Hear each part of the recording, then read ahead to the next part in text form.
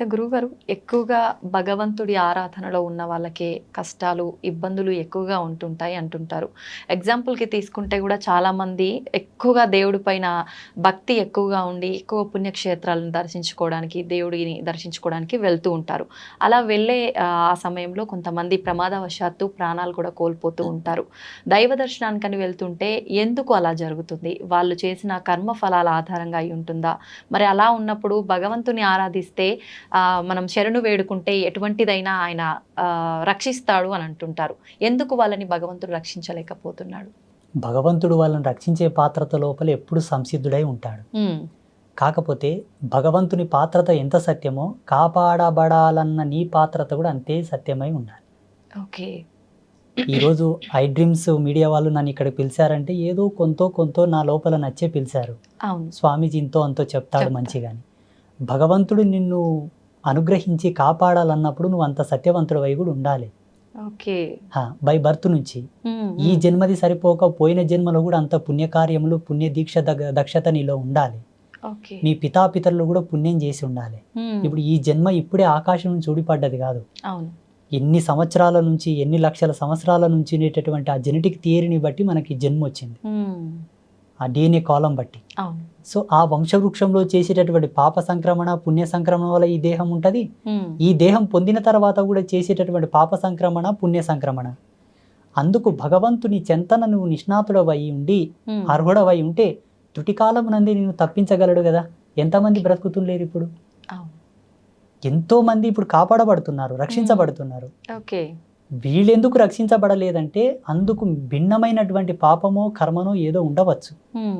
అంత ఈజీగా మనం క్యాలిక్యులేట్ చేయడం కూడా ధర్మం కాదు. పూజలు చేసే వాళ్లకు కష్టాలు ఎందుకు వస్తాయంటే పూజలు చేయడం వల్ల కష్టాలు తీరుతాయనుకోవడం ఫస్ట్ అజ్ఞానం. ఎందుకు పూజలు చేస్తారంటే చెప్పన తల్లి, మనకు పితృపక్షం వస్తుంది. ఇప్పుడు పితృపక్షంలో మన హిందూ ధర్మం లోపల మన పెద్దలకు శ్రద్ధా తర్పణాలు వదులుతారు, పిండ ప్రదానాది కార్యక్రమాలు చేస్తుంటారు. ఆ పల్లెటూళ్ళలో వాళ్ళ ఫోటోలు పెట్టి వాళ్ళు తినే వాళ్ళకి ఇష్టమైన పదార్థాలు వండి పెట్టి పూజలు పునస్కారం చేసి దండం పెట్టుకుంటారు. ఎందుకోసం అంటే వాళ్ళు ఇచ్చినటువంటి దేహం ఇది, వాళ్ళ వంశంలో మనం పుట్టామని ఒక కృతజ్ఞత భావం. వాళ్ళకు ఒక మాసం ఏర్పాటు చేసి ఈ మాసంలో పితృదేవతలను కొలవాలని ఆ మాసాన్ని డిసైడ్ చేసి పితృపక్షంలో పితృదేవతలకు పూజలు చేయాలని ఒక రూల్ ఇచ్చారు మన ధర్మంలో. ఈ జన్మనిచ్చినందుకు వాళ్ళకు మొక్కుతున్నాం మనము. వాళ్లకు మనకు ఇంతటి అందమైన ప్రపంచాన్ని భగవంతుడు ఇచ్చాడు కదా, మరి భగవంతునికి ఏమి ఇవ్వాలి మనం? అందుకే ఈ పూజలు. నిన్నిచ్చినందుకు, ఈ ప్రకృతినిచ్చినందుకు, నీకు ఇంతటి అందమైన ప్రపంచాన్ని సృష్టించినందుకు భగవంతునికి నువ్వు ఇంత కృతజ్ఞత భావంతో పూజ. అంతేగాని నువ్వేదో ఇస్తే ఆయన నీ కోరికలు తీర్స్తాడనుకోవడం కరెక్ట్ కాదు. చూడమ్మ, వేదాంత ధర్మంలో ఎప్పుడు కూడా వేద ధర్మం ప్రకారంగా శాస్త్ర ప్రమాణం ప్రకారంగా పూజలు చేస్తే కష్టాలు నెరవేరుతాయని లేదు. కానీ ఋషులు మనుషుల యొక్క కష్టాలు చూడలేపక, బాధలు చూడలేపక వాళ్ళు ధ్యానంలో కూర్చొని కొన్ని దర్శనాలు చేశారు. వ్రతాలు, నోములు, కొన్ని ప్రత్యేకమైన హోమములు, శాంతులు, కొన్ని యజ్ఞక్రతువులను దర్శించారు. వీటిని చేయండి, వీటి యొక్క మహితాత్మమైన శక్తి చేత భగవంతుడు ప్రసన్నమవుతాడు, మీ కష్టాలు తీరుతాయి అని ఒక ప్రమాణంగా చెప్పారు. కానీ అది కూడా దాని మీద ఎప్పుడు ఆధారపడి ఉండకు. నిన్ను నీవు నమ్ముకో, నీవు సత్యశీలుడవై మెలుగు, అప్పుడు అవి నీకు రిఫ్లెక్ట్ అవుతాయి, నీకు రిప్లై ఇస్తాయని కూడా చెప్పారు. మళ్ళీ వెనుకనే ఇలా చెబుతూనే ఇది కూడా చెప్పారు. ఏది అవసరమో అదే పాటిస్తున్నారు కంపల్సరీ. ఇప్పుడు ఒక కంపెనీ యాజమాన్యం దగ్గరికి వెళ్ళి అయ్యా నాకు ఉద్యోగం ఇవ్వండి అంటే నీ అర్హత ఏముంది నాయన అని అడుగుతారు. నేను పలానా డిగ్రీ చేశానండి, పలానా పీజీ చేశానంటే నీ చదువుకు నీ ర్యాంకు తగ్గట్ల నీకు ఉద్యోగం ఇస్తారు. నిన్ను ఏ సీట్లో కూర్చోబెట్టాలి, ఎక్కడ కూర్చోబెట్టాలో వాళ్ళు డిసైడ్ చేస్తారు. భగవంతుడు కూడా ప్రకృతి ఆధారంగా మనం జీవించే జీవన విధానాలను బట్టి, మనం నడిచే నడవడికను బట్టి మనకు కొన్ని మార్కులు వేస్తాడు. ఆ మార్కులను బట్టి మన జీవితం డిక్లేర్ అవుతుంది. మనకు వచ్చేటటువంటి కష్టాలు, బాధలు, ఇబ్బందులు, భోగభాగ్యాబ్ది సంప్రాప్తములన్నీ కూడా మన జీవించే జీవన విధానం బట్టి వస్తాయి. మా పెద్దలు ఏమనేవాళ్ళు తెలుసా పల్లెటూళ్ళలో, అమ్మా ఏం లేదు నాయన, ఎవరు ఏది నాటుతారో అదే కోసుకొని తింటారు, ఏది నాటుతారో అదే కోసుకొని తింటారు, అందుకు మిన్న ఏదీ లేదు. నువ్వు మంచి చేస్తావా మంచే వస్తుంది, చెడు చేస్తావా చెడే వస్తుంది, అది ఎన్నటికి తప్పదు అనేవాళ్ళు మా పెద్ద మనుషులు. వాళ్ళేం సిద్ధాంతులు కాదు, పండితులు కాదు. మళ్ళా ఇంకొక మాట అనేవాళ్ళు, ఈ జన్మ ఈ కాలం అంతా ఒక అద్దం లాంటిది నాయన, అద్దం ముందలు పోయి నువ్వు ఏ చేష్టలు చేస్తే నీకు అదే ఎట్లా రిప్లై ఇస్తుందో ఈ ప్రకృతి కూడా అంతే, నువ్వు ఏం చేస్తావు అది రాసుకుంటుంది, అదే దొబ్బుతుంది మళ్ళీ నీ మీదకి అని చెప్పారు. ఓకే, నిజంగా చాలా బాగా చెప్పారు గురువు గారు. కానీ మీరు చెప్పినంత వింటుంటే నిజంగా ఇది వాస్తవం అనిపిస్తుంది. కానీ కొంతమంది వాళ్ళ విషయంలో ఏం జరుగుతుందంటే, వాళ్ళు ఎంత నిజాయితీగా ఉన్నా, ఎంత మంచి మార్గంలో నడిచినా కూడా ఎక్కువ ఈ ఇబ్బందులన్నీ వాళ్ళకే వస్తుంటాయి. మరి దాని గురించి ఏం చెప్తారు? వాళ్ళకి ఆ జన్మ ఏకన ముందు వాళ్ళ తల్లిదండ్రులు అంతటి పుణ్యకర్మలు ఆచరించలేకపోవచ్చు. ఓకే, జీవుడు తన ఈపున ఎంత పుణ్యం పెట్టుకొని సంతానాన్ని ఇస్తే పుట్టే పిల్లలు అంత గొప్పగా పుడతారు. మీకు ఒక ఎగ్జాంపుల్ చెప్తానమ్మా. ఇప్పుడు మా డ్రైవర్ వచ్చాడు, మా డ్రైవర్ వాళ్ళ తల్లిదండ్రులు ఒక గురువుతోటి బోధ తీసుకున్నారు, గురూపదేశం. ఓకే, వాళ్ళు గురూపదేశ సంస్కారం తీసుకున్నప్పటి నుంచి మా డ్రైవర్ వాళ్ళ నాన్న చనిపోయాడు. వాళ్ళ నాన్న చనిపోయే వరకు వాళ్ళ జీవితాలలో చూడని కష్టం లేదు, పడని బాధ లేదు. పాపం నేను లైవ్ లో చూశాను, చాలా కష్టపడ్డారు. చివరికి వాళ్ళ నాన్న చనిపోయాడు, వాడు ఒక్కడే అబ్బాయి, వాళ్ళ అమ్మ వారిద్దరే ఉంటున్నారు. ఇప్పుడు ఆ అబ్బాయి వాళ్ళ అమ్మ, ఆ అబ్బాయి నా పాదాలను ఆశ్రయించి నాతోను ఉపదేశం తీసుకున్నాడు, మంత్రోపదేశం. అమ్మవారిని ఆశ్రయించి నాతో మంత్రోపదేశం తీసుకున్నప్పటి నుంచి ఇప్పుడు ఎంత సుఖంగా ఎంత సంతోషంగా ఉన్నారో, అసలు చాలా ఆనందంగా ఉన్నారు వాళ్ళు.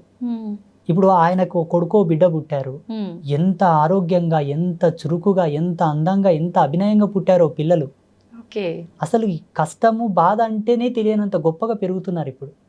అంటే వాళ్ళ తాత వాళ్ళ అవ్వ గురూపదేశం తీసుకొని గురువు చేత గురువులినటువంటి పుణ్యము కొడుకుకు ఉత్తాన పదంగా సంక్రమించి ఇప్పుడు మనమంగులకు పుణ్యం ఆవహించింది. ఓకే, ఖచ్చితంగా మనం చేసేయి మన పిల్లలకి వాళ్ళ పిల్లలకి. దశరథ మహారాజు తన జీవిత పర్యంతం లోపల పొందిన శాపాన్ని తాను మొత్తం సంపూర్ణంగా అనుభవించకూడని దేహము చాలించిన తర్వాత ఆ శాపం యొక్క పవర్ అనేది, ఆ యొక్క మహిమ అనేది, ఆ శక్తి అనేది శ్రీరామచంద్ర ప్రభు అనుభవించాడు, లక్ష్మణస్వామి అనుభవించాడు, భరతుల వారు అనుభవించారు, శత్రుఘ్నుడు అనుభవించాడు. తప్పదు. ఇప్పుడు ఈ జన్మ వారి చేత పొందామంటే వారి యొక్క అవశేషములు కూడా మన యొక్క జీవితం వెనకాలే వస్తాయి 100%. డాక్టర్స్ కూడా అదే చెప్తారు కదమ్మా.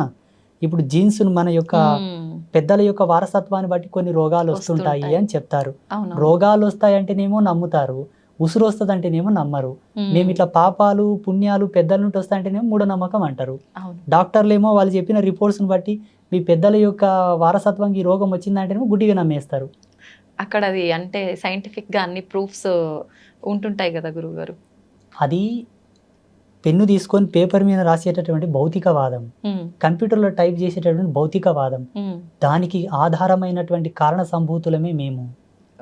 ఇప్పుడు జ్ఞానం లేనిది విజ్ఞానం లేదు కదా తల్లి. అవును గురువు గారు. జ్ఞానం అంటే మనం పుట్టడం, పుట్టిన తర్వాత ఒక ప్రొడక్ట్ని ఇంకొక ప్రొడక్ట్తో కలిపి ఇంకొక ప్రొడక్ట్ తయారు చేసేది విజ్ఞానం. ఈ ప్రొడక్టే భగవంతుడు ఇచ్చాడు కదా, ఉన్నదాన్నే తారుమారు చేసి ఒకదానికి రూపకల్పన చేసావు నువ్వు. ఇంకెక్కడి నుండి తెచ్చావు? ఈ భూమిన పుట్టిన దాన్ని నువ్వు కొత్తగా తయారు చేసావు. కొత్తగా ఏమైనా తీసుకొచ్చావా? లేదు కదా. అది నీ ప్రజ్ఞాపాఠవాలు, నీ గొప్పతనం. కానీ భగవంతుడి ధిక్కరణ మంచిది కాదు. భగవంతుడి నేల నీయకుంటే ఏడ రీసెర్చ్ చేస్తుంటే మనము, ఈ గాలి నీయకుంటే ఏడ ప్రయోగాలు చేస్తుంటే. ఇప్పుడు ఇవెవరిచ్చారు, ఎవరు తయారు చేశారు అది మనం కనిపెట్టాలి కదా. ఒకవేళ ఇది న్యాచురల్ గానే తయారైంది అనుకుందాం, వేరే గ్రహాల మీద ఎందుకు లేవు మళ్ళీ వల్ల? పక్కనే మనకు సమీపంలో ఉన్న గ్రహాలలో మనుషులు లేరు, జీవం పుట్టడానికి ఆధారం లేదు, ఆనవాళ్ళు లేవు. ఇక్కడ ఎందుకు ఉండాలి? మన సనాతన ధర్మంలో భూమికి ఉన్నటువంటి విలువ, భూమి యొక్క ఆవిర్భావ దశ, భూమి మీద జీవం ఏర్పడడానికి సంపూర్ణమైన వివరణ ఉన్నది క్లియర్ గా. ఇప్పుడు టెక్నాలజీకు 300 ఏళ్ళు అయింది తల్లి, లక్షల సంవత్సరాల క్రితమే పురాణ రచన జరిగింది. గురువుగారు, ఒక జీవి అంటే తల్లి గర్భంలో పడే ముందే తను చేసుకున్న ఇంతకు ముందు జన్మకు సంబంధించిన పాప పుణ్యాలు కర్మ ఫలాన్ని బట్టే ఈ జన్మలో ఎవరి కడుపున జన్మించాలి ఏంటి అనేది డిసైడ్ అవుతుంది అని కొంతమంది చెప్తుంటారు. అది నిజమే అంటారా? 100%. జీవుడు పుట్టకన్నా ముందు ఆత్మగా ఉన్నది పోయిన జన్మలో ఆయన ఉండేటటువంటిది. దేహంగా ఉండేది తండ్రి కడుపులో తాను ఒక విత్తనంగా ఉండేది. తండ్రి కడుపులో ఉండే విత్తనాన్ని తల్లి గర్భమునందు ప్రవేశించిన తర్వాత 9 నెలలు తల్లి గర్భంలో ఆయన పెరుగుతూ ఉండే కోణంలో తండ్రి యొక్క శేషం పోతుంది, తల్లి యొక్క శేషం ఆవరిస్తుంది. ఈ ఇద్దరి యొక్క శేషం యొక్క ఫలితం వల్లనే ఆ పిండం పెద్దగై బయటికి వస్తుంది. అప్పుడు తల్లి తన గర్భమునందు శిశువుని ఒదిగింపజేసుకునేటప్పుడు చేసేటటువంటి పాపము, కర్మ, మనసు చేత, చూపు చేత, చేతల చేత, నడవడిక చేత, తిండి చేత ఏ పద్ధతిలో తను పాపం చేసుకున్నా ఆ పాపం అనేది పిండానికి ఆవరిస్తుంది, తప్పదు. అందుకే లీలావతి ప్రహ్లాదుడు గర్భంలో ఉన్నప్పుడు పుణ్యశ్రవణం చేసేది, భక్తి శ్రవణం చేసేది. నారద మహర్షుల వారి చేత పుణ్యగీతములు, పుణ్య శ్లోకములు, పుణ్య పారాయణలు చేసేదనమాట. అందుకే ప్రహ్లాదుడు భక్తి తత్పరుడై జన్మించాడు. ఇలా చాలా ఉదాహరణలు ఉన్నాయి మన ధర్మం లోపల.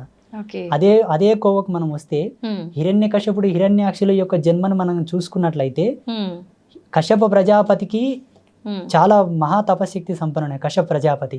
వాళ్ళ తల్లి కూడా మంచి పూజలు పునస్కారాలు చేస్తూ ఉండేది. కానీ చిన్న మిస్టేక్ వలన, చిన్న తప్పితం వలన వాళ్ళు క్రూరులై పుట్టాల్సి వచ్చింది, లోకకంటకులై పుట్టాల్సి వచ్చింది.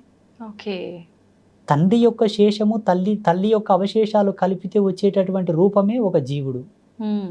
ఆ జీవుడు ఈ ఆత్మగా పోయిన జన్మలో ఏదైనా పాపం చేసి ఆ పాపం తీరకుండా చనిపోతే అది కూడా యాడ్ అవుతుంది, ఈ జన్మలో తల్లిదండ్రిది కూడా యాడ్ అవుతుంది.